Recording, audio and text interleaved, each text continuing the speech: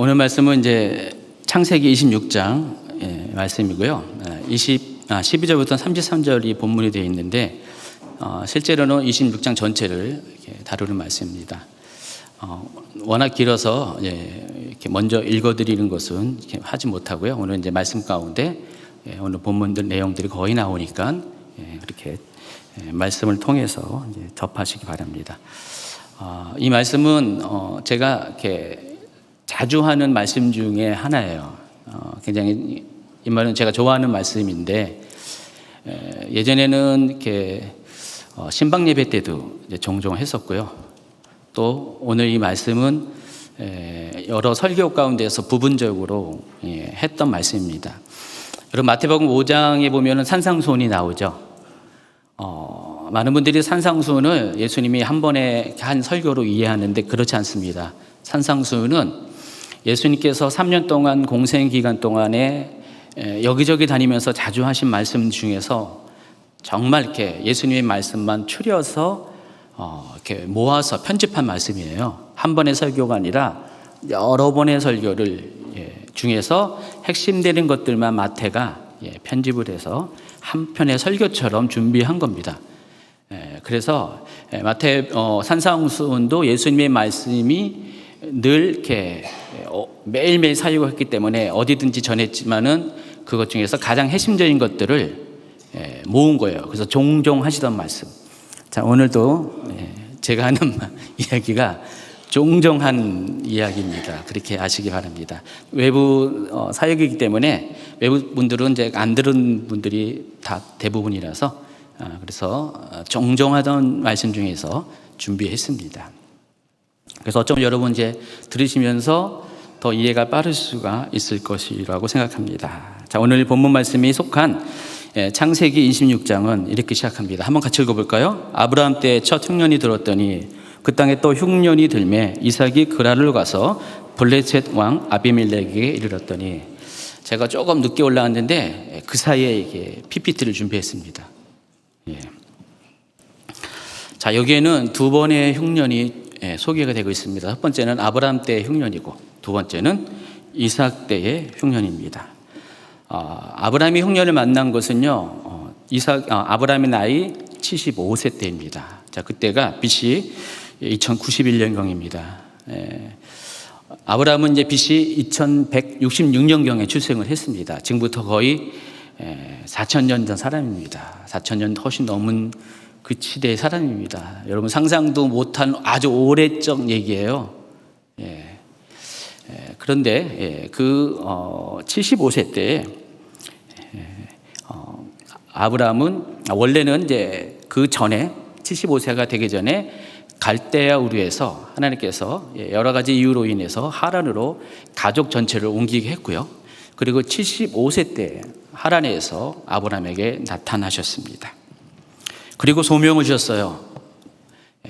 소명이 나오는 게 이제 창세기 12장 1, 2, 3절이죠.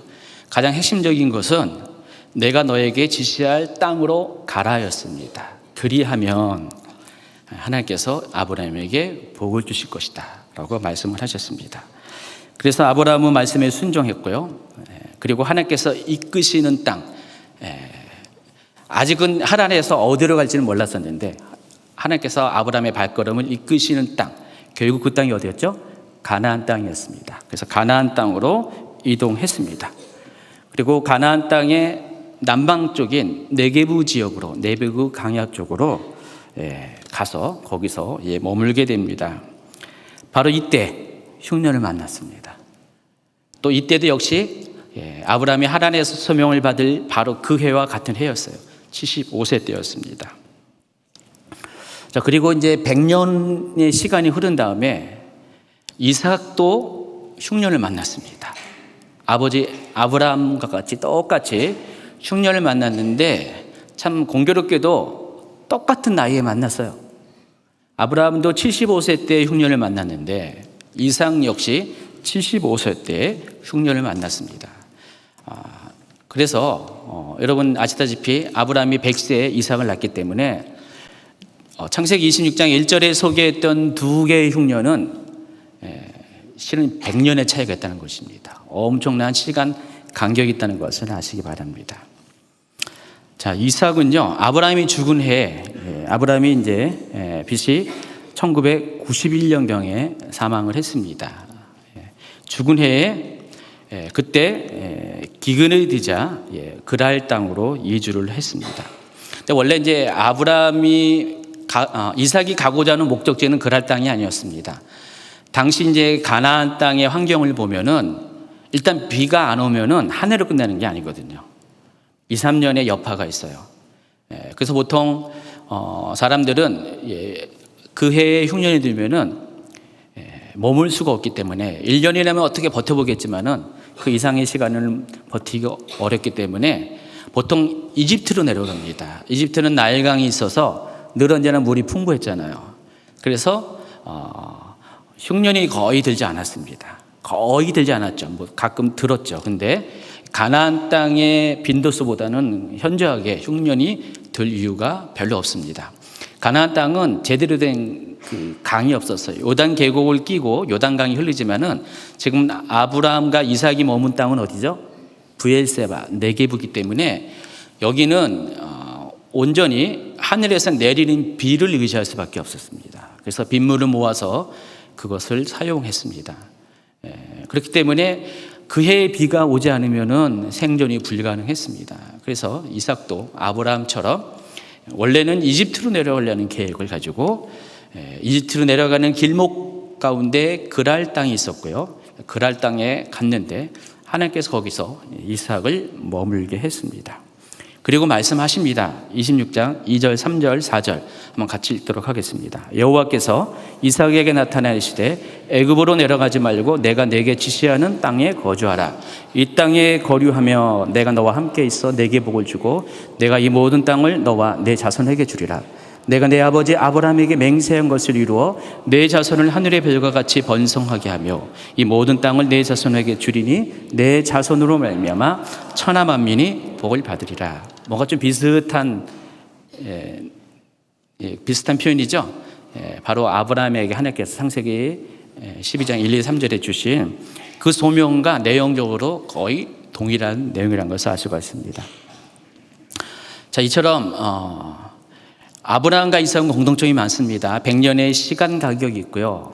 그리고 75세 때에 흉년을 만났고 또 75세 때에 아브라함도 하나님께 소명을 받은 것처럼 이삭 역시 75세 때에 소명을 받았다는 것을 아시기 바랍니다. 그래서 여러분 하나님이 여러분을 부르실 때는 언제일까요? 75세 때? 여기 75세 되신 분들 축하합니다. 자, 올해가 바로 여러분 소명을 받을 때입니다. 75세라는 나이보다도 더 중요한 것이 언제일까요? 흉년을 만났을 때, 인생의 기근을 만났을 때, 그때 하나님은 여러분을 본격적으로 부르신 때라는 것을 이해하시기 바랍니다. 그래서 이때부터 이삭의 삶에는요, 소명을 받은 자가 반드시 받아야 될, 통과해야 될 훈련의 시간이 찾아오게 됩니다. 아브라함도요, 75세 때의 소명을 받고 그때부터 연단의 시간을 보냈습니다. 아브라함은 몇 년 걸린 것 같아요? 하나님이 인정하실 때까지 무려 47년이었습니다.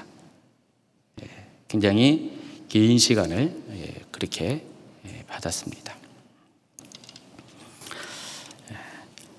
그래서 우리가 이삭이 하나님으로부터 소명을 이루기 위해서 어떤 방식으로 훈련의 시기를 통과한지에 대해서 좀 살펴보는 시간을 갖도록 하겠습니다. 그런데 이삭이 훈련을 받을 때 하나님께서 이삭을 연단시키는 도구가 있었어요. 그게 뭐냐? 땅이었습니다. 하나님은 이삭을 땅을 통해서 훈련시켰습니다. 3절을 다시 한번 읽어보면은 3절은 조건절로 되어 있어요. 이 땅에 거류하면 2절 끝부분에 내가 내게 지시하는 땅에 거주하라. 이 땅에 거주하게 되면 만일 무엇하게 되면 내가 너와 함께 있어서 아까는 아니죠. 창세기 12장에 보면 아브라함에게 하신 그 명령 중에서 하나님께서 역시 또 땅과 관련돼서 아브라함에게 소명을 주셨는데 내가 너에게 지시할 땅으로 가게 되면 아비본 또 친척을 떠나서 내가 너에게 지시할 땅으로 가게 되면은 내가 이러한 복을 주겠다. 이렇게 말씀하셨는데 이삭에게도 마찬가지로 땅과 관련돼서 내가 이 땅에 거주하게 되면은 내가 이런 복을 주겠다. 역시 아브라함에게 약속과 동일한 내용이라는 것입니다. 자, 그래서 이삭이 받을 복은 땅과 관련이 있고 또 이삭이 받을 연단도 땅과 관련됐다는 것을 아시기 바랍니다. 왜냐하면 복을 받기 위해서는요, 복이 땅과 관련됐기 때문에 그 조건이 하나님이 지시하는 땅에 거주해야 된다는 것입니다. 그러니까 이삭이 복을 받기 위해서는 하나님이 거주하라고 명령하는 그 땅에 거주해야 된다는 것입니다. 근데 그 땅이 어디죠? 가나안 땅입니다. 자, 그랄 지방은요, 가나안 땅에 속한 거예요.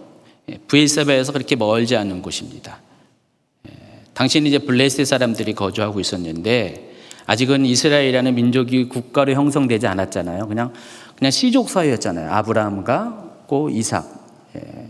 불과 몇백 명 안쪽에 그런 사람들이 또 혈연적으로는 몇십 명의 사람들이 살고 있었던 그런 상황이었어요. 그래서 하나님께서는 그 가나안 땅이 아브라함에게 주시는 소명의 땅이었고요. 이삭 역시 그 가나안 땅이 소명의 땅이었다는 것입니다. 그래서 이삭이 거기에 머물기만 하면 하나님께서 복을 주실 것이다 약속을 했어요. 아브라함이 그 땅에 머물기 하면은 복을 주실 것을 약속을 했어요. 자, 그런데 하나님께서 복을 주실 때는 늘 언제나 시기, 질투, 반대하는 세력이 있습니다. 그래서 하나님의 뜻과 계획을 반대하는 악한 세력, 사탄이 아브라함에게도 그랬지만은 이삭에게도 마찬가지로 그 땅에 거하지 못하도록 환경적으로 방해를 한다는 것입니다.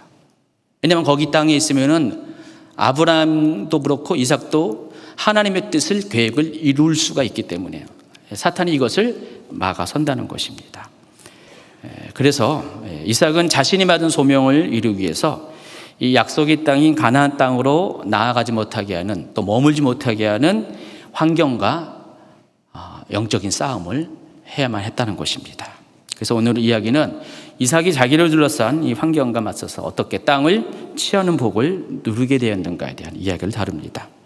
즉 어떻게 해야 하나님의 소명을 이루는 사람으로 우리가 연단을 통과하고 훈련된 사람으로 설 수 있는가를 설명하고자 오늘 말씀이 기록이 되었다는 것입니다. 그래서 결론부터 이야기하겠습니다. 결론을 이야기하고 자세히 또 구체적으로 설명을 해드리겠습니다. 이삭이 이 땅을 차지하게 된 결정적인 요인이 있습니다. 다른 것이 아니라 이삭은 온유한 사람이었기 때문에 그 땅을 차지할 수 있었다는 것입니다.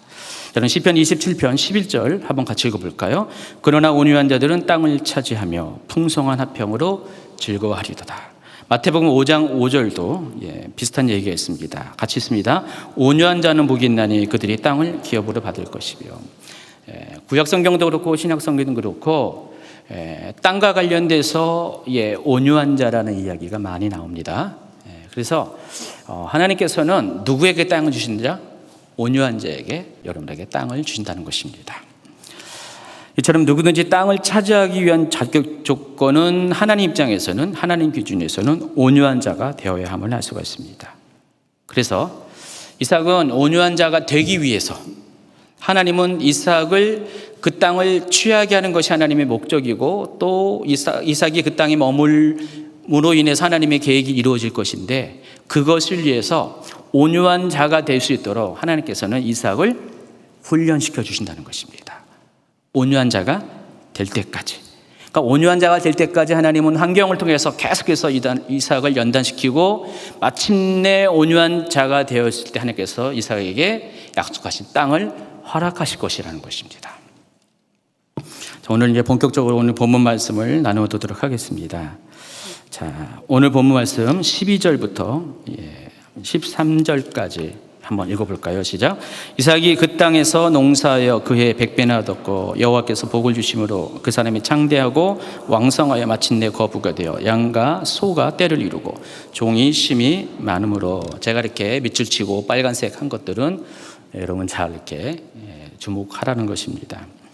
이삭이 그 땅에서 농사를 했다 했습니다. 그 땅은 그랄 땅을 말하는 것이고요. 이 그랄 땅은 나중에 이제 후대에 보면은 그 블레셋 사람들과 이스라엘 사람들의 국경을 이루는 경계 지점에 있는 땅입니다. 셰펠레 지역에 위치하고 있고요. 그 땅에서 이제 농사를 졌습니다. 근데 그해 100배의 결실이 있었다고 합니다. 여러분, 가나안 땅에 전체적으로 이제 비가 오지 않았어요. 자, 그런데 이삭이 거주했었던 이 브엘세바 지역은 거의 비가 안 오므로 해서 생존이 불가능한 지역이었고요. 그나마 그랄 땅은 그나마 낫다는 것입니다. 거기는 샘이 있기 때문에 그나마 낫어요. 그런데 사람들은 보통 이렇게 비가 안 오면 어떻게 돼요? 씨를 많이 안 뿌려요. 씨를 뿌려봤자 소득이 별로 없으니까 그 해는 긴축적으로 모든 것을 운영합니다. 그래서 그랄 지방의 농부들은 이렇게 농사에 대해서 적극적으로 하지 않았나 봐요. 그런데 이삭은 하나님께서 주신 은혜가 있고 약속이 있기 때문에 거기에 씨를 뿌렸고 100배 소득을 얻었다고 합니다. 이 100배가 수치적으로 100배일 수도 있고요. 또 다른 사람과 비교해서 상대적인 100배일 수도 있습니다. 어쨌든 다른 사람들은 결실이 별로 없었는데 이삭만큼은 100배의 그런 결실을 얻었다는 것입니다. 또 그 사람이 창대하고 왕성하여 마침내 거부가 됐다 그랬습니다. 이삭이 그랄 땅에 들어오기 전까지는 그렇게 크게 빚을 받지 못했던 것 같아요. 또 양과 소가 떼를 이루고 종이 심이 많았다고 했습니다. 자, 이렇게 되자 블레셋 사람들이 가만히 못 있습니다. 처음에 이삭이 들어올 때는 그게 크게 주목받지 않았는데 이 이삭이 점점 해가 갈수록 농사도 잘 되고 가축이 막 불어나고 또 사람들도 종들도 많아지면서 거부가 되니까 이 그랄 사람 입장에서 뭐예요? 굴러온 돌이 박힌 돌을 빼내는 입장이 되잖아요. 그래서 가만히 있을 수가 없습니다. 그래서 시기 질투해서 그때부터는 이삭이 하는 일들을 방해하기 시작합니다. 처음에는 이삭에 대해서 그렇게 대하지 않았어요. 왜냐하면 이삭은 누구의 아들입니까? 아브라함의 아들이었고요. 아브라함은 당시 그랄 땅에서는 굉장히 유명한 사람이었어요. 그랄 왕 아비멜렉과 언약을 맺은 사람이었기 때문에 아브라함의 아들인 이삭에 대해서 처음에는 그렇게 박대하지 않았다는 것입니다. 그런데 가만히 보니까 자기들이 누려야 할 부를 이삭이 빼앗아 갔다라고 생각을 했던 것 같습니다. 우리는 힘든데 어렵고 우리는 못 사는데 어디서 외부에서 온 자가 저렇게 잘 사고 잘 되는 것들을 보니까 여러분 입장에서도 속이 편할 수는 없잖아요. 그래서 시기 질투해서 소위 텃세를 부리기 시작합니다. 그래서 그들이 택한 방법이 뭐냐? 이삭이 갖고 있는 우물을 뺏는 것입니다.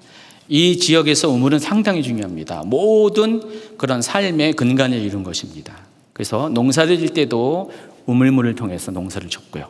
그리고 또 가축을 먹일 때도 우물물을 통해서 가축을 먹였습니다. 제가 놀란 것은요. 여러분 그 낙타가 물을 얼마큼 먹는지 아세요? 110리터를 먹는데요. 110리터면 뭐죠? 석유통이 20리터니까 하얀 통 5통 이상 한 번에 그렇게 먹는데요. 그래서 아무리 낙타가 배가 불러도 40리터는 충분히 먹을 수 있을 정도로 물만큼은 많이 먹어요. 왜냐하면 그렇게 많이 먹어 넣어야지 저장을 할 수가 있으니까. 여러분 리브가가 그 이삭의 아내를 찾으러 온 아브라함의 종 엘리에셀에게 물을 대접하잖아요. 하란에 있을 때 물을 대접할 때 그 종에게도 엘리에셀에게도 물을 먹이고 또 엘리에셀이 10마리의 낙타를 데리고 왔는데 그 10마리의 낙타 모두에게 물을 충분히 먹였다라고 창세기 보면 나와 있거든요. 그러면 10마리의 낙타가 먹는 물의 양이 어떻게 돼요? 1톤이 넘습니다. 리브가가 대단한 여자입니다. 그래서 이게 물이 없으면은요, 가축들을 키울 수가 없습니다. 그래서 만약에 우물을 뺏어버리면 어떻게 돼요? 이삭이 있을래야 있을 수가 없어요. 다르게 말할 필요가 없습니다. 그냥 물 공급만 중단시키면은 이삭은 조금 버티다가 결국은 그곳을 떠날 수밖에 없다는 것입니다. 그래서 너무나 이 사실을 잘 알기 때문에 이삭이 갖고 있는 우물들을 집중적으로 공격을 합니다. 그래서 제일 먼저 한 것이 그동안 이삭이 사용하고 있던 우물을 흙으로 메워버리는 것입니다. 모든 우물들이라고 했어요. 복수라고 그랬어요. 모든 우물들을 흙으로 메워버립니다. 자, 그런데 이삭은 그동안 우물을 어떻게 사용했냐? 아브라함 때에 아브라함이 파놓은 우물을 사용하고 있었어요. 아버지 때. 그 당시 이제 우물은 어떤 재산 가치가 있었던 겁니다. 굉장히 중요한 거기 때문에 누가 파놨으면 그것은 그 사람 소유였어요. 다른 사람이 건들 수가 없습니다. 공용이 아니었어요. 그래서 아브라함이 파놨던 거기 때문에 또 아브라함이 100년 전에 그 아비멜렉과 언약을 맺었기 때문에 소유권이 아브라함에게 있었어요. 그래서 이삭은 그랄 땅으로 가서 아버지가 파놨던 그 우물을 그대로 접수할 수가 있었습니다. 자, 그런데 이 그랄의 목자들은 아브라함이 파놓았던 우물, 이삭이 편하게 사용했던 그 우물을 모두 빼앗습니다. 자,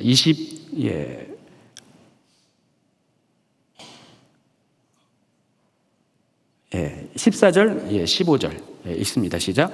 블레셋 사람이 그를 시기하여 그 아버지 아브라함 때 그 아버지의 종들이 판 모든 우물을 막고 흙으로 메웠더라 그랬습니다.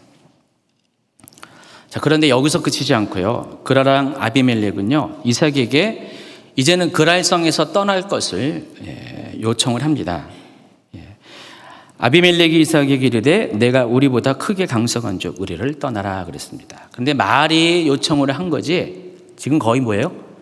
추방 명령과 다름이 없다는 것입니다. 지금 이 사실은 아비멜렉이 자기의 선조 때에 또 다른 아비멜렉 나오죠. 여기서 이 아비멜렉은 동명이인이 아니라 같은 사람이 아니라 같은 보좌명을 가진 다른 사람이라는 것을 아시기 바랍니다. 100년 후대의 사람이에요. 당시 이제 그랄왕의 이름이 아비멜렉이었어요. 그랄 왕을 아비멜렉이라고 불렀습니다. 그렇기 때문에 창세기에 아브람 때 나오는 그 아비멜렉은 이 100년 후에 나오는 아비멜렉과 다른 사람이었습니다. 어쨌든 그 아비멜렉이 같은 왕조의 아비멜렉이기 때문에 아버지가 됐는지 할아버지가 됐는지 모르지만은 선조 때에 아브라함과 맺은 공식적인 언약이었어요. 조약이었어요. 근데 그것을 깨트리고 우물을 빼앗고 우물을 메꾸고 또 이삭에게 떠날 것을 명령을 합니다. 자, 그런데 이런 일을 당할 때 이삭이 보여준 태도를 여러분 주목하시기 바랍니다.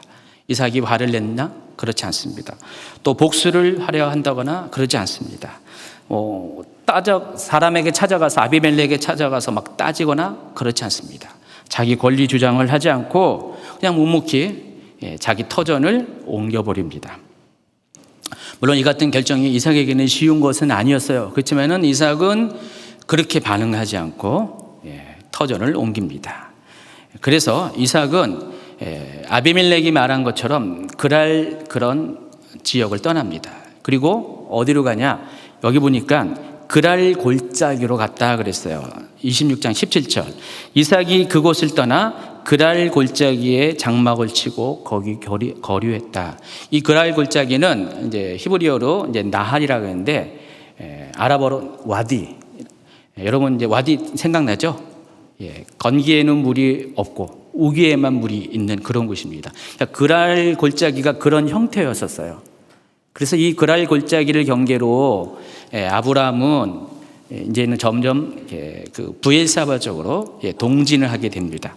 그래서 그곳에 장막을 쳤습니다. 자, 그런데 거기 갔더니 아브라함 때에 있었던 우물이 또 있었어요, 거기에. 그러니까 아브라함은 우물을 많이 파놨어요.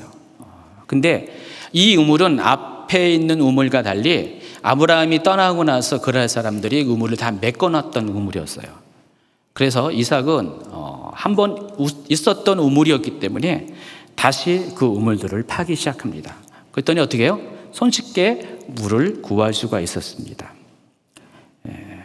자, 그런데 이어서 또다시 우물 파는 이야기가 등장하게 됩니다. 자, 그런데 이번부터는 쉬운 일이 아니었어요. 이전까지는 이미 사용했던 우물 그대로 사용했고, 또 예전에 사용했던 것들을 다시 재사용을 했던 그런 수준이었는데, 지금부터 우물은 새로 개척해서 파는 우물이었다는 것입니다.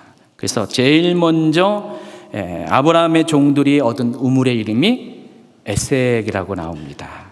에섹인데 창세기 26장 19, 20절 한번 읽어볼까요?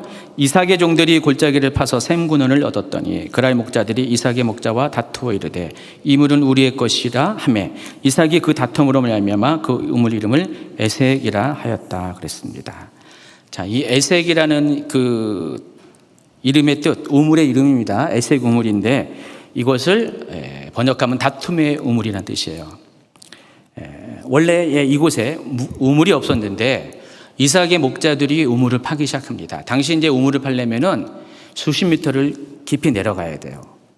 깊이 내려가서 한 1,000개의 시도가, 100개의 시도가 있으면은 뭐 1개 정도의 우물을 팔 정도로 우물 얻기가 쉽지가 않습니다. 지금은 뭐 장비를 통해서 수맥을 찾아서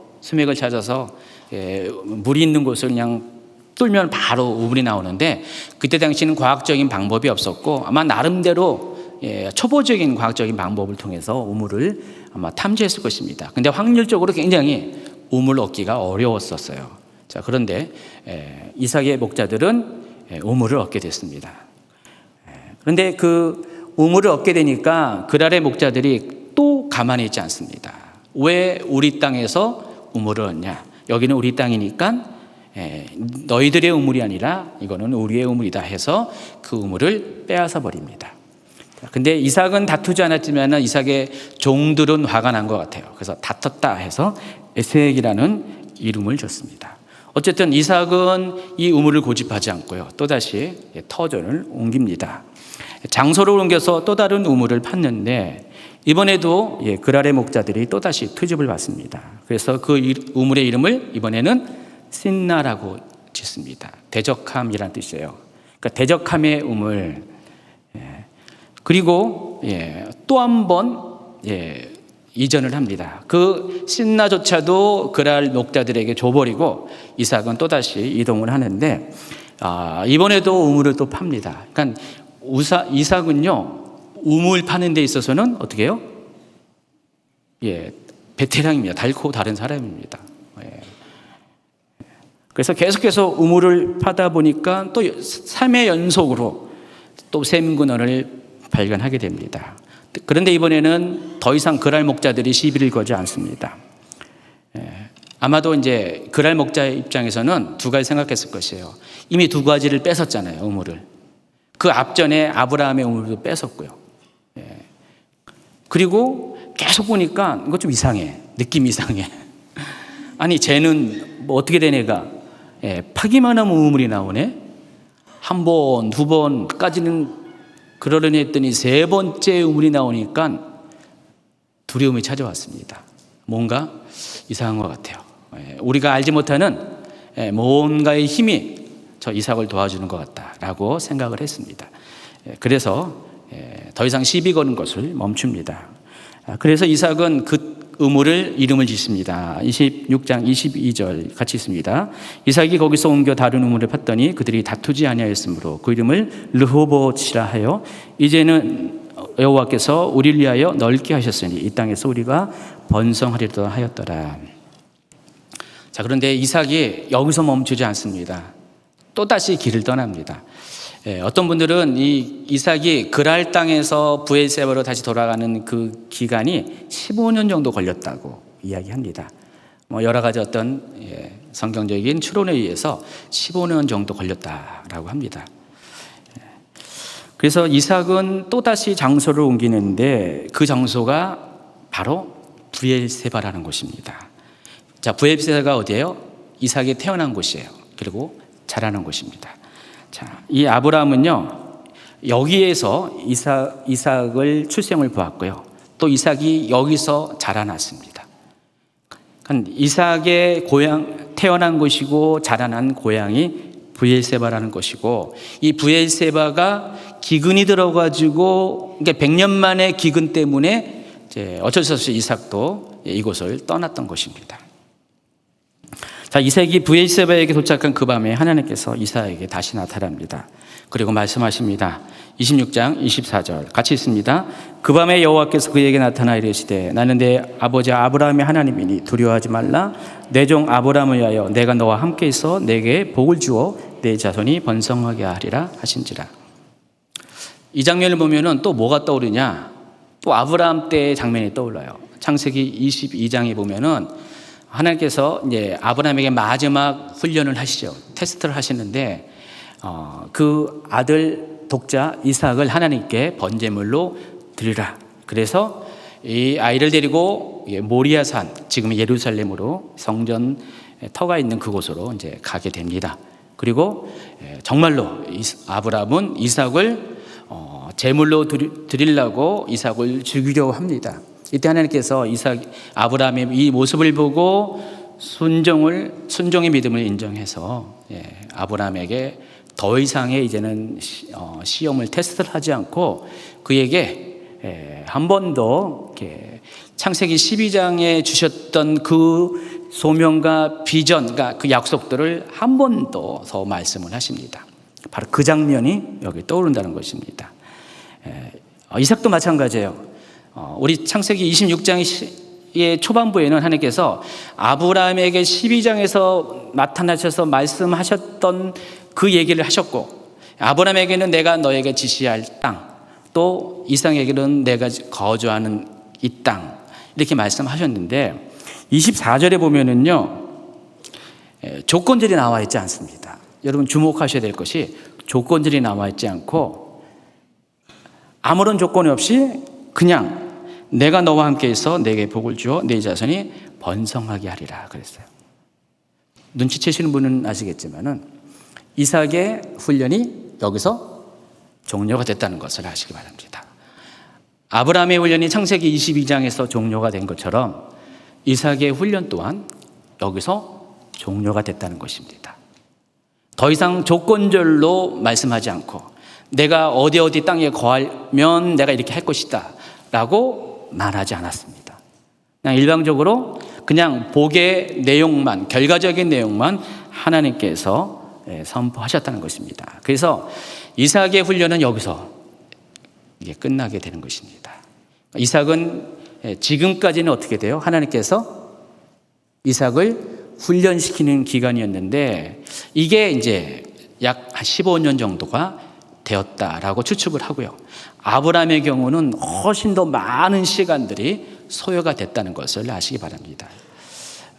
그래서 하나님께서 이와 같이 훈련의 모든 과정이 끝나고 정말로 이제부터는 이제 복의 내용이 현실로 이루어지는 것들을 이렇게 확정짓는 이때는 언제이냐? 바로 이삭이 온유해진 사람이 되었을 때, 그때 이런 약속을 확정짓는다는 것을 아시기 바랍니다. 이삭은 가나안 땅에 몰아닥친 기근 때문에 어쩔 수 없이 그랄 땅으로 피신했습니다. 근데 이삭은 이집트로 가지 않았어요. 이집트가 의미하는 게 여러분 다 아시겠지만은 바로 세상을 의미하는데 아브라함은 이집트로 갔어요. 거기서 실패를 했어요. 그렇지만은 이삭은 하나님께서 지시하는 그 땅에 머물라는 그 명령에 순종해서 이집트로 내려가지 않았습니다. 그리고 이삭은 거기에서 순종의 훈련을 받게 되는데 다른 것이 아니라 바로 땅과 관련돼서 그런 훈련을 받게 됩니다. 그래서 이삭이 받은 훈련은 땅과 관련돼서 계속해서 환경적으로 사람들이 하나님께서 허락하신 약속의 땅으로 약속의 땅에 머무는 것을 방해하는 그것과 싸움을 싸우기 시작했다는 것입니다. 그래서 이삭은 환경과의 싸움을 계속해서 싸웠고요. 또 자신을 방해하는 사람과의 싸움을 계속해서 싸우게 됐습니다. 여러분이 하나님께 비전을 갖게 되면요, 실제로 이와 같은 일들이 일어납니다. 여러분이 하나님이 부르심을 받으면은 그때부터 환경이 여러분을 가만히 두지 않습니다. 여러분을 하나님의 임재에서 머물지 못하도록 계속해서 여러 가지 문제들을 일으켜요. 막 분란을 일으킵니다. 여러 가지 안 좋은 일이 많이 생겨요. 또 환경만 그렇습니까? 아니죠. 그 전까지 안 그랬던 사람들이 나를 힘들게 해요. 가장 가까웠던 사람들이 나를 힘들게 하는 시험거리가 됩니다. 여러분, 이게 우리 이렇게 여성분들 많이 겪잖아요. 하나님을 어느 날 찡하게 경험했습니다. 이제는 하나님 안에서 내가 열심히 살려고 했는데 이제부터는 잘 될 거야 라고 기대를 했는데 웬걸 그날부터 그 남편이 자꾸만 이렇게 시비를 걸고 못살기를 걸고 자식들이 말썽을 일으키고 또 옆에 있는 일가 친척들이 막 이렇게 핍박을 하고 막 그런 일이 생기잖아요. 요즘은 거꾸로 이제 아내가 남편에게 그런 분들도 종종 생기더라고요. 전에는 평탄했었는데 내가 하나님을 제대로 알고 나서 하나님이 나에게 소명을 주실 때부터 이상하게 그런 일이 막 생겨요. 그럼 여러분 어떻게 해요? 어떻게 반응하죠? 원망할 수밖에 없어요. 하나님, 내가 좀 하나님 제대로 믿어보려고 그랬는데 이게 뭡니까? 처음에는 조금 기간 동안은 참을 수가 있는데 해결이 되지 않으면 어떻게 해요? 계속해서 이런 일이 반복되면은 낭망하고 실망하고 그 부분에 대해서 여러분의 반응은 어떻게 됩니까? 강박한 반응, 완악한 반응을 할 수밖에 없다는 것입니다. 자, 그런데 하나님께서는 바로 그것이 여러분을 훈련시키는 방식이라는 것을 아시기 바랍니다. 하나님은 그러한 가정 속에서 환경으로부터는 그런 방해와 사람으로부터는 이 핍박으로부터 여러분이 과연 어떻게 반응할 것인가에 대해서 여러분을 테스트하는 기간이라는 것을 이해하시기 바랍니다. 이삭은요, 자기가 갖고 있는 부와 권세가 있었어요. 이미 이삭에게는 수많은 종들도 있었어요. 그랄의 그런 농부들이 이삭에게 이렇게 대적을 할 때 이삭이 맘만 먹었으면요, 힘을 가지고 그들을 물리칠 수가 있습니다. 우물을 지켜낼 수가 있었어요. 아브라함 같은 경우도 어떻게 해요? 소돔과 고모라에서 자기 조카 롯이 그 전쟁 가운데 포로로 끌려갔을 때 밤을 틈타서 318명의 가병을 끌고 전투에 참여해서 이기고 돌아왔잖아요. 이삭도 보세요. 가병이 318명입니다. 여기 아브라함도요. 이삭도 마찬가지일 거예요. 이삭도 굉장히 많은 그런 가병들이 있었을 것입니다. 맘만 먹었으면 어떻게 해요? 그깟 그랄의 농부들 충분히 물리치고 자기가 판 그 우물을 보존할 수가 있었는데 그러지 않았다는 것입니다. 이삭은 끝까지 양보했고요, 내어줬고요, 그리고 온유함으로 반응했습니다. 그랬더니 놀라운 것은요, 그렇게 반응한 결과 이삭이 결국은 도달하는 곳이 어디라고요? 최종적으로 도달하는 것이 브엘세바입니다.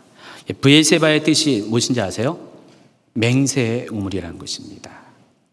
브엘이 우물이고 세바가 맹세예요. 맹세의 우물입니다. 자, 이 맹세의 우물에서 100년 전에 이미 아버지 아브라함이 아비멜렉과 언약을 맺었고요. 그리고 또 100년 후에 이곳에서 이삭 또한 또 다른 아비멜렉과 언약을 맺습니다. 자, 그 내용이 26장 25절부터 33절까지 있습니다. 한번 같이 읽어보겠습니다.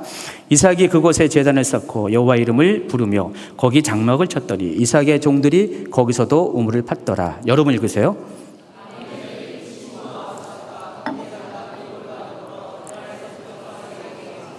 이삭이 그들에게 이르되 너희가 나를 미워하여 나에게 너희를 떠나게 하였거늘 어찌하여 내게 왔느냐.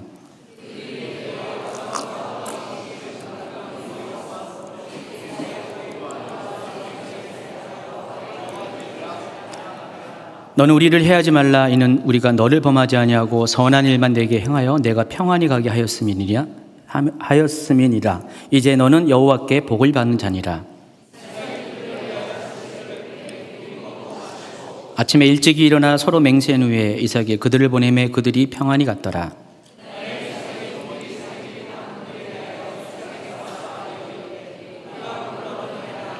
그가 그 이름을 세바란지라. 그러므로 그 성읍 이름이 오늘까지 브엘세바더라 그랬습니다. 자, 우리가 우리 이삭의 이렇게 지금까지의 삶을 쭉 보면은 우리가 뭘 알 수가 있냐? 어떤 환경 가운데서도요 온유한 사람이 차지하는 게 있어요. 아까 시편 27편은 온유한 자가 땅을 차지한다 그랬어요. 마태복음 5장 5절도 온유한 자가 땅을 기업으로 차지하게 된다 그랬어요. 자, 그런데 땅뿐만이 아니에요. 물리적인 땅뿐만 아니라 온유한 자에게는 하나님께서 뭘 주시냐? 환경을 허락하세요. 그리고 또 뭘 허락하시냐? 사람을 허락하시는 것을 아시기 바랍니다. 그러니까 여러분을 온유하지 못하도록 여러분을 힘들게 하는 것은 환경과 사람입니다. 근데 여러분이 온유함으로 반응해서 정말 온유한 자가 돼버리면 어떻게 돼요? 여지껏 여러분을 힘들게 했던 환경이 여러분 편에, 여러분을 핍박했던 사람들이 여러분 편에 서게 된다는 것입니다. 그래서 결국은 하나님의 최종적인 목적은 환경이든 사람이든 여러분에게 모든 것을 주시고자 하는 것이 하나님의 목적이었어요. 그런데 그것을 취하기 위해서는 우리가 먼저 준비되어야 됩니다. 그 땅을 취하기 위해서는, 땅의 주인이 되기 위해서는 자격을 갖춰야 되는데 하나님 입장에서 그 땅을 취할 수 있는 자격은 한 가지입니다. 온유한 자가 되어야 한다는 것입니다. 자, 온유를 가리켜서 헬라어로 프라우테스, 많이 들은 이야기죠. 이 프라우티스라는 것은 우리 야생마가 있고 이 야생마를 사람이 탈 수 있는 경주마로, 사람이 탈 수 있는 교통수단으로 바꿀 때 이것을 길들일 때 길들여진 말을 가리켜서 프라우테스 말이라고 한다고 말씀을 드렸죠. 제가 종종 했던 말씀입니다. 또 사나운 맹수를 훈련시켜서 주인의 명령에 순종하고 잘 따르게 했을 때 이것도 같은 단어를 써요. 온유해졌다라고 합니다. 그래서 우리가 이 온유란 단어를 어떻게 이해해야 됩니까? 더 이상 내 본능에 따라서, 내 육적인 욕심에 따라서, 내 생각에 따라서 움직이는 것이 아니라 누군가에 의해서 훈련되어서 누군가의 그런 가르침을 따를 수 있는, 인도함을 따를 수 있는 사람이 온유한 사람이라는 것입니다. 여기서 누군가는 누굴까요? 바로 하나님이십니다. 하나님, 여러분 뜻대로 하는 것이 아니라, 내 뜻이 아니라 하나님 뜻대로 내가 어떤 상황 가운데에서도 하나님 뜻에 순종하고 하나님 뜻을 쫓아갈 수 있도록 그렇게 반응하는 사람, 그런 사람이 온유한 사람이라는 것입니다. 그래서 이 온유는 힘이 잘 조절된 그런 사람을 말하는 것이에요. 우리가 성격적으로도 온유할 수가 있지만은 성품적인 온유는 그런 것이에요. 원래 내 성격은 온유하지 않지만은 내 성품은 내가 화를 낼 수 있어도 화를 내지 않고, 내가 불평할 수 있어도 불평하지 않고, 내가 욕을 할 수 있어도 욕을 하지 않고, 내 속에 있는 일어나는 모든 인간적인 것들, 내 방식들을 조절할 수 있는 그런 능력을 가진 사람이 온유한 자라는 것입니다. 얼굴만 온유해 보인다고 온유한 것이 아니라 삶이 그렇게 온유하게 행동하는 사람, 그런 사람을 가리켜서 온유한 사람이라는 것입니다. 얼마 전에 일청년 방에, 카톡방에 이런 글이 올라와 있어요. 어느 분이 글을 올렸는데 이 야생마를 기다리는 전통적인 방법이 있다고 합니다. 야생마를 데리고 거친 계곡의 상류로 올라가서 계곡에 집어넣습니다. 그럼 야생마가 계곡 상류로부터 하류까지 쭉 이렇게 내려오면서 물길을 내려오는 동안에 어떻게 해요? 거센 물길 가운데 균형을 놓지 않으려고 넘어지면, 쓰러지면 물에 쓸려가잖아요. 그러니까 살려고 이렇게 발버둥 치는 게 균형을 잡으려고 애를 씁니다. 그렇게 계속 힘든 싸움을 하다 보면 어떻게 해요? 하류쯤 내려가면 물이 점점 잠잠해지겠죠. 그렇게 되면 자기도 모르게 야생마가 훈련이 된대요. 그러니까 균형 감각을 배운다는 것입니다. 하류까지 내려왔는데 아직 멀었어. 어떻게 할까요? 다시 또 데리고 올라가서 또 그렇게 해요. 근데 빨리 온유해진 말은 어떻게 해요? 지혜로운 말은 한 번으로 끝내게 되겠죠.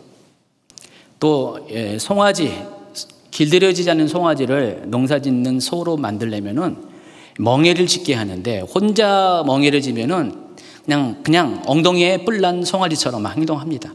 자, 그런데 어미소와 같이 멍에를 지게 되면은요, 자연스럽게 어미소에 의해서 길들여진다고 합니다. 이게 가축들을 길들이는 방법이라는 것입니다. 하나님도 여러분을 그와 같은 방식으로 길들이세요. 그래서 때로는 그런 계곡의 급류 속에 여러분을 집어넣는데, 지혜로운 사람은 지혜롭게 한 번으로 끝내는데, 어리석은 사람은 어떻게 해요? 끝까지 자기 방식대로 버티다가 한 번만 들어가도 될 거를 두 번, 세 번 급류 속에, 인생의 급류 가운데 들어가게 된다는 것입니다. 여러분, 지혜로운 자가 되기 바랍니다. 이처럼 온유한 자는 하나님 말씀에 길들여진 사람을 가리킬 수가 있습니다. 하나님을 하여금 자신을 다스리고 통제하도록 자신의 삶을 내어 맡긴 사람, 이런 사람이 온유한 사람이라는 것입니다. 저도 이제 제 인생 가운데 하나님께서 저를 길들이는 방법을 사용하셨어요. 아까 최 목사님이 9시 예배 때 그랬나? 9시 예배 때, 맞아요. 9시 예배 때 설교 가운데 그랬어요. 자기 IQ 높다고 뭐 자랑하는 사람 하면서 막 그랬었어요. 제가 실은 좀 절 보고 그런 거 아니죠, 최 목사님? 그런 건 아닌데, 제가 예전에 좀 그런 경향이 조금 있었어요. 조금 있었는데, 자세한 얘기는 하면 자랑이 되니까 그런 적이 있었습니다. 근데 하나님께서 제 머리 자랑 못하도록 하나님께서 저를 이렇게 그런 것에 대해서 자랑하지 못하는 환경들을 막 만들어줬어요. 그래서 어쩔 수 없이 머리 자랑하지 못하는 사람들 속에 저를 이렇게 집어넣게 된 거예요. 그때는 정말 자존심도 상하고 힘들고 막 그랬었는데, 시간이 가면 갈수록 내 계획이 내 머리에서 나온 것이 아니라 하나님으로부터 나온다는 것을 하나님이 아주 절실하게 많이 느낍니다. 요즘 그렇게 말하잖아요. 플랜맨. 계획을 짜서 계획대로 행동한 사람. 과거에 제가 좀 그런 경향이 있었어요. 어떤 행사를 치를 때도 분 단위로 다 계획을 했어요. 심지어 찬양 인도도요. 찬양 인도도 이렇게 콘티가 무슨 설교처럼 이렇게 돼 있었어요. 설교처럼 몇 번 부르고 여기서는 뭐하고 처음에 찬양 인도를 시작할 때 같이 했던 우리 악기팀이 이걸 보고 헉 했어요. 어떤 저런 사람이 있냐. 근데 그렇게 하니까 어떻게 해요? 은혜가 있을까요? 은혜가 없죠, 당연히. 실수는 안 하는데 은혜가 없었습니다. 제가 찬양 인도해가지고 그때는 은혜 받은 사람 얘기를 거의 못 들었었어요. 그 정도로 플랜맨이었었죠. 플랜맨이었는데 하나님께서 저로 하여금 인생의 급류 가운데 막 집어넣으시더라고요. 저는 한 번만 빠진 게 아니라 여러 번 빠졌던 것 같아요. 1년 빠진 게 아니라 수십 년 빠졌던 것 같아요. 근데 시간을 지내고 보니까 후회가 돼요. 그때 좀 일찍 정신 차리고 발버둥 치는 거 그만했었으면, 가만히 있었으면 나아질 걸. 여러분, 이렇게 물속에 들어가면은 힘을 빼면 물에 뜨죠.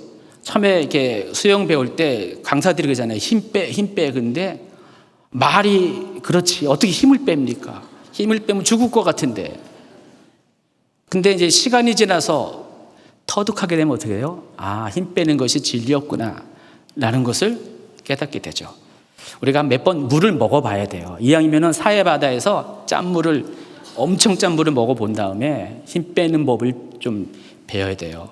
여러분, 어떤 분들은 그냥 거기 빠뜨리십니다. 하나님이 힘 빼도록. 그래서 우리가 우리의 자신의 힘을 빼버리면 어떻게 해요? 하나님께서 우리로 하여금 이렇게 자연스럽게 물 위에 뜰 수 있도록 만들어 주시죠. 아마 이곳에 계신 분 중에서 아마 지금도 발버둥 치고 살려고 물속에서 살아나려고 발버둥 치는 분이 있습니다. 근데 여러분, 하다못해 개와 고양이도 발버둥 치면 물에 뜨는데 여러분은 안 됩니다. 사람은 안 돼요. 사람은 발버둥 치면 칠수록 어떻게 해요? 가라앉게 되어 있습니다. 자연스럽게 하나님께 맡기셔야 돼요. 근데 이게 실패를 통해서 어떻게 경험하는지, 나중에 어떻게 깨닫게 되는지. 그래서 지혜로운 사람은 어떻게 해요? 일찍 깨닫는 사람, 또 일찍 반응하는 사람입니다. 그래서 머리가 좋은 사람은 결국 하나님 나라에 유익하지 못합니다. 또 능력이 많은 사람도 하나님 나라에 별로 쓰임이 없습니다. 여러분, 얼굴이 잘났다고 해서 아까 압살롬 얘기했거든, 최은영 목사님이. 압살롬이 그런 사람이었어요. 압살롬 얘기하다가 그랬습니다. 압살롬이 뭐죠? 평화의 아버지인데, 원래는 하나님께서 평화의 아버지로 그렇게 압살롬을 사용하려고 그랬었는데 압살롬이 돼버렸잖아요. 자기 머리카락 자랑하고 자기 능력 자랑하고. 압살롬은 굉장히 플랜맨이었거든요. 철저히 복수를 계획했잖아요. 2년 동안 복수를 계획해서 암논을 죽였고요. 또 4년 동안 왕권을 뺏으려고 철저히 사람들의 마음을 도둑질했습니다. 10몇 년 동안 그 일을 했어요, 압살롬이요. 그만큼 플랜맨이었어요.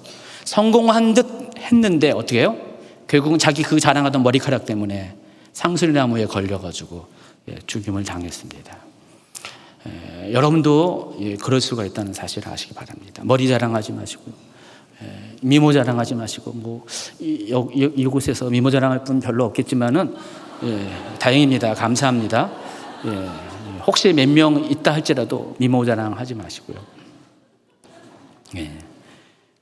그래서 여러분, 이렇게 하나님께서 여러분 앞에 모든 것들을 내려놓고 더 이상 하나님, 나는 내가 할 수 있는 게 아무것도 없습니다 라고 인정하는 그때가 바로 여러분이 온유한 사람이 되어질다는 것을 아시기 바랍니다.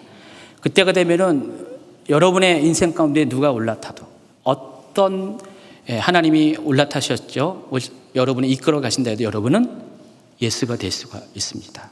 하나님이 여러분 인생에 올라타고 싶어도 이끌어 가시려도 야생매와 같은 모습에 있으면 어떻게 해요? 하나님을 막 밀어내거든요. 그래서 하나님이 많이 떨어지셨어요. 여러분들 같은 사람들 때문에. 많이 하나님이 사용하려고 그랬는데, 여러분을 사용하려고 했는데 계속 몸부림치니까 하나님도 어떻게 할 수 없어가지고 하나님도 포기한 분들이 많이 있다는 것입니다. 야생매와 같은 분들이 많이 있습니다. 그래서 여러분, 인생의 고비들, 많은 고비들이 있는데 그것들을 정말 온유함으로 반응해가지고요, 잘 견뎌내고 더 버텨내서 하나님께 온유한 자로 인정받기를 예수는 축원합니다. 설교가 끝난 것이 아닙니다. 결론이 남았습니다. 근데 말이 쉽지 사람이 어떻게 온유해질 수 있을까? 말이야 쉽죠. 자기 힘으로, 능력으로, 계획대로 온유해질 수 있는 것도 아닙니다. 그래서 이 온유해지는 것도 방법이 있다는 것을 아시기 바랍니다. 성경에 가리키는 지혜가 있어요. 그래서 성경에 소개되는 이 온유한 사람들의 삶을 쭉 보면은요, 힌트를 얻을 수가 있어요. 여러 사람이 있는데 그 중에서 오늘은 요셉 이야기를 하겠습니다. 긴 얘기 아닙니다. 요셉의 이야기 너무나 여러분 잘 알고 있는데, 요셉이 온유한 자가 되었을 때 그가 한 고백이 있어요. 결과적으로 요셉이 경험했던 그 온유의 과정 속에서 여러분에게 가르치는 교훈이 있습니다. 그게 창세기 45장에 나와 있습니다. 요셉이 드디어 형들과 제외해서 자신의 정체를 밝힐 때 했던 유명한 말입니다. 45장 5절, 7절, 8절 같이 있습니다. 당신들이 나를 이곳에 팔았다고 해서 근심하지 마소서, 한탄하지 마소서. 하나님이 생명을 구원하시려고 나를 당신들보다 먼저 보내셨나이다. 하나님이 큰 구원으로 당신들의 생명을 보전하고 당신들의 후손을 세상에 두시려고 나를 당신들보다 먼저 보내셨나니, 그런즉 나를 이로 보낸 이는 당신들이 아니요 하나님이시라. 하나님이 나를 바로에게 아버지로 삼으시고 그 온 집의 주로 삼으시며 애굽 온 땅의 통치자로 삼으셨나이다. 자, 이것을 통해서 알 수 있는 것은 하나님께서 요셉을 애굽에 이집트에 팔려가게 한 이유가 있습니다. 요셉이 이집트로 팔려가게 된 것은 하나님의 계획이 있었다는 것입니다. 징벌과 저주 때문에 심판 차원에서 요셉이 그런 고생을 한 게 아닙니다. 하나님은 요셉으로 하여금 좁게는 야곱의 모든 가족들을 다가올 기근으로부터 구원하기 위한 것입니다. 그들이 가나안 땅에 머물러 있으면 죽을 수가 있기 때문에 그들을 보호하기 위해서 요셉을 앞서 보내서 그들을 데려가려고 하신 거고요. 또 한 가지는 이때 당시에 이 기근은 전에는 그냥 가나안 땅에 한정된 기근이었는데 이때 기근은 너무 심해서 이집트까지 기근이 일었습니다. 그러니까 7년 동안 비가 안 왔잖아요. 비가 안 오니까 이집트의 날강도 예전만 못합니다. 그러다 보니까 이집트조차도 7년 흉년을 갖게 됩니다. 그러니까 이집트가 그때 흉년이 있다. 그러면 오는 식으로 말하면 전 세계적인 흉년이라는 것입니다.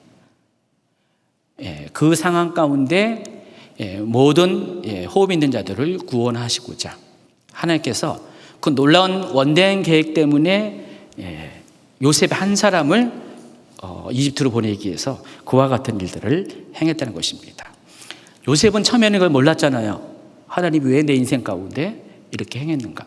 요셉만 따지고 보면은 완벽주의자였잖아요. 요셉은 보면은 플랜맨이었습니다.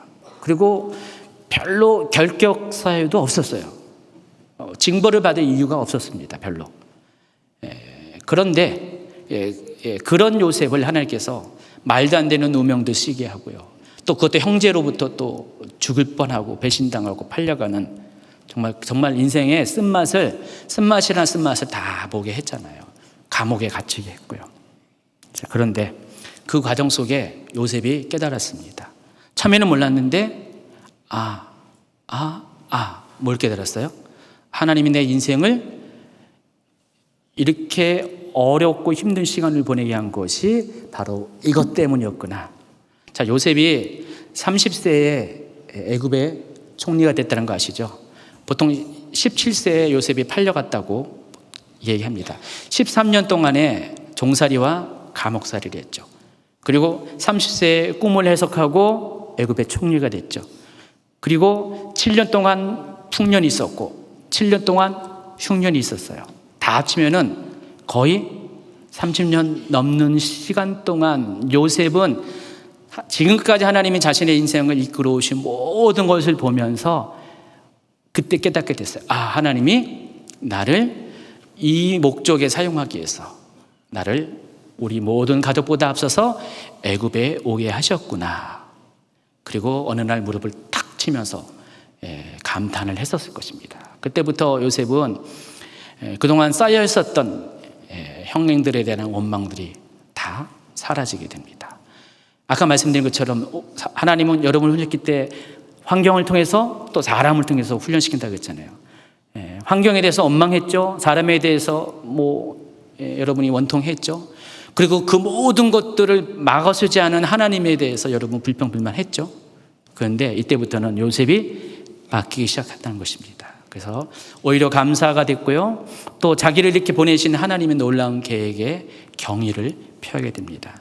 45장에 있는 이 고백은 그냥 나온 고백이 아니라 이와 같은 모든 세월의 그런 흔적을 통해서 하나님을 경험한 사람만이 할 수 있는 고백이라는 것입니다. 저도 요셉과 같은 고백을 할 수 있어요. 저도 쉽지 않은 시간을 보내었어요. 얼굴은 고생 안 한 것처럼 보이잖아요. 근데 저도 고생을 했어요. 최은영 목사님도 고생을 했어요. 다 고생을 했어요. 여러분도 고생을 했어요. 근데 고생을 했을 때 고생으로 하나님 뜻의 계획을 이해하지 못하는 사람의 얼굴은 어떻게 할까요? 고생의 흔적이 나타나요. 얼굴이 늙고요, 피곤해 보이고 불쌍해 보이고. 그런데 그 모든 것을 통과한 사람의 얼굴은요 달라요. 정말 이렇게 빛납니다. 제가 빛난다는 게 아니라 얼굴이 증명합니다. 분명히 저 사람의 인생은 저 얼굴 갖고 있으면 안 되는데, 근데 그러지 않아요. 굉장히 밝아요. 굉장히 고생한 사람처럼 보이지 않아요.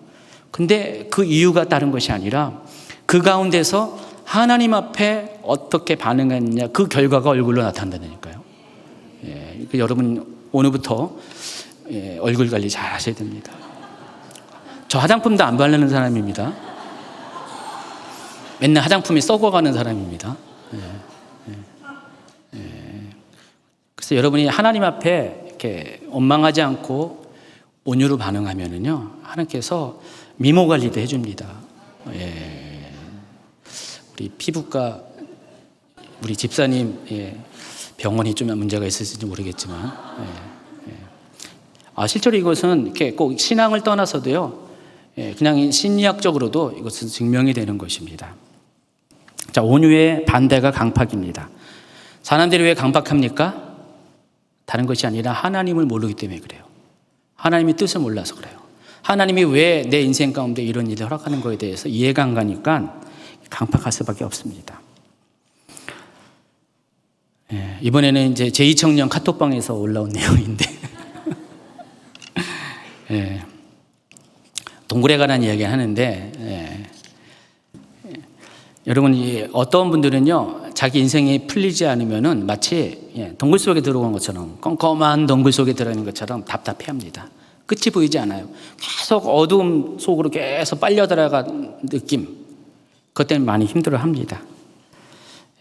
그래서 누군가를 원망할 수밖에 없어요. 왜 나를 이 동굴 속에 집어넣은 그 사람에 대해서, 환경에 대해서 또 궁극적으로 하나님을 원망하는 삶을 살 수밖에 없습니다. 이런 사람이 강팍하고 완악한 삶이에요. 우리가 조금만 생각하면은요, 생각을 달리하면은 그런 사람도 온유해질 수 있다는 것을 아시기 바랍니다. 여러분, 이 자연적으로 생성된 동굴 같은 경우는요, 대부분은 끝이 없어요. 그런데 인위적으로 만든 터널들은요, 어떻게 해요? 끝이 있어요. 여러분, 뭘 생각하셔야 되냐? 하나님이 여러분의 인생에 터널을 주신다는 것입니다. 인공 터널. 그래서 하나님이 여러분을 위해서 터널을 파놓으셨어요. 그리고 여러분을 걷다가 전용으로 집어넣으셨어요. 여러분 전용의 인공 터널을 주셨습니다. 처음에는요, 그 어둠 속에 들어가는 것 자체가 두려움이고요. 그리고 또 원망입니다. 근데 조금 여러분 그 어둠 속에 익숙하면은요, 터널 속이 보이게 됩니다. 눈이 이제 익숙해지면 터널이 보이죠. 그러니까 그 환경 가운데 여러분 익숙하게 됩니다. 근데 더 중요한 게 있습니다. 인공으로 파놓은 터널은 반드시 대부분 끝이 있다라는 것입니다. 목적이 있기 때문에 하나님이 여러분의 파놓은 인생의 터널은 그와 같이 끝이 있습니다. 결국은 끝이 있습니다. 내가 지금 여기서 머무는 것이 아니라 결국은 끝을 볼 수가 있다는 것입니다. 온유한 자와 온유하지 못한 사람의 차이가 여기 있어요. 바로 끝을 볼 수 있냐, 보지 못하느냐. 온유한 자는요, 믿음으로 그 결국을 보는 사람이고요. 온유하지 못한 사람은 믿음이 없기 때문에 그것을 보지 못하고, 그래서 원망, 불평, 강팍하게 반응할 수밖에 없다는 것입니다. 여러분의 인생에 여전히 앞을 가로막는 그 환경에 방해가 있고요. 사람의 위협이 있습니다. 배신이 있습니다. 언젠가는 끝납니다. 근데 여러분 권면하는 것은 여러분이 힘을 빼면은요, 빨리 끝나요. 근데 힘쓰면은 힘쓸수록 좀 더 오래 가요. 여러분의 머리 내려놓고요. 계획 내려놓고요. 여러분의 능력 내려놓고요. 여러분의 가진 것 다 내려놓고, 미모도 내려놓고, 다 내려놓고요. 우리 하나님만이 내 인생의 주관자이십니다. 하나님만이 내 인생의 드라이버이십니다. 그냥 여러분 편하게 하나님이 이끄시는 그 차에 편하게 올라타서 가시기 바랍니다. 제가 예전에는 주로 제가 운전을 했는데 요즘은 뒤에 탈 때가 많이 있어요. 너무 편하더라고요. 한동안은 적응이 안 돼가지고 앞에 운전하는 분이 못 믿어가지고 왜 이렇게 길을 엉뚱한 데가 뭐 이렇게 해가지고 참견도 많이 했어요. 근데 요즘 그것도 잘 안 합니다. 고쳐차도 내려놓습니다. 그냥 옆으로 가든 저리 가든 어차피 운전한 사람이 운전하게 놔두고요. 그것도 내려놓으시기 바랍니다. 여러분의 모든 기대를, 타인에 대한 모든 기대도 다 내려놓으시면요. 자녀에 대한 기대 다 내려놓으세요. 이것들이 하면서 자녀들에 대해서 막 이렇게 막 속상해하는 거잖아요. 그것도 다 내려놓으세요. 여러분 자녀들을 핸들링한다고 자녀들이 여러분 뜻대로 됩니까? 안 되는 거 다 경험했잖아요. 여러분도 그랬잖아요. 여러분 부모가 여러분 기대했는데 여러분 부모님 기대대로 안 됐잖아요. 그래서 자녀조차도 내려놓으시기 바랍니다. 그러니까 여러분 자신의 운전대도 내려놓고요. 또 여러분의 자녀들, 여러분이 관계하는 모든 사람들을 운전을 하려고 하는 그 운전대조차도 여러분 포기하시기 바랍니다. 그리하면은 다소 늦더라도요. 언젠가는 목적지에 이를 것이고요. 중요한 것은 내가 고생하지 않는다는 것. 편하게 목적지에 이른다는 것입니다. 그래서 이러한 사람은, 온유한 사람은 어떤 환경이 있다 할지라도 굴복하지 않고 계속해서 앞으로 전진할 수가 있습니다.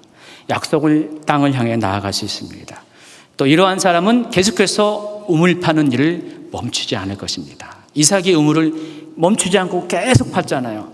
하나님이 됐다 할 때까지, 맹세의 우물에 도달할 때까지 우물 파는 것을 멈추지 않았어요. 그러니까 브엘세바를 판 다음에 이삭은 우물 파는 것을 멈췄습니다. 마지막으로 한 말씀만 하고 마치겠습니다. 요한복음 7장 37절부터 39절 같이 읽어볼까요? 시작. 명절 끝날 곧 큰 날에 예수께서 서서 외쳐 이르시되 누구든지 목마르거든 내게로 와서 마시라. 나를 믿는 자는 성경의 이름과 같이 그 배에서 생수의 강이 흘러나오리라 하시니 이는 그를 믿는 자들이 받을 성령을 가르쳐 말씀하신 것이라. 예수께서 아직 영광을 받지 않으셨으므로 성령이 아직 그들에게 계시지 아니었더라. 여기서 우물이 의미하는 게 뭘까요? 바로 성령을 의미합니다. 여러분이 우물을 판다는 것은요, 계속해서 여러분 삶 가운데 생수의 강이 멈추지 않도록 여러분 삶 가운데 성령이 주시는 그런 생수의 강이 끊어지지 않도록 계속 유지하라는 것입니다. 하나님의 뜻을 어떻게 할 수 있어요?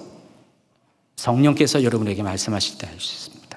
성령께서 여러분의 인도에 갈 때 하나님의 뜻을 알 수가 있고요. 그래서 늘 성령과 교제하는 사람, 성령의 인도하심을 받는 사람은요, 결코 강팍한 삶을 살지 않습니다. 왜냐하면 하나님의 뜻을 알기 때문에. 온유의 비결은 오늘 이 말씀을 통해서 할 수 있는 것은 여러분이 성령과 교제하는 것, 하나님과 교제하는 것이 여러분의 삶의 온유의 비결이라는 걸 알 수가 있습니다. 혼자서는 안 됩니다. 온유해져야지. 결심하고 결심해서 온유해지는 게 아니라 하나님과 여러분이 계속 친밀한 동행을 하게 되면, 또 성령과 동행을 하게 되면 여러분도 온유해질 수 있다는 것을 아시기 바랍니다. 자, 성령께서 부어주시는 생수의 강에 여러분의 삶을 담그시고 또 그것을 날마다 마시는 사람 되길 바랍니다. 하나님은 바로 그런 여러분에게 하나님의 계획을 깨달아 알 것이고 여러분을 온유한 자가 되게 할 것입니다.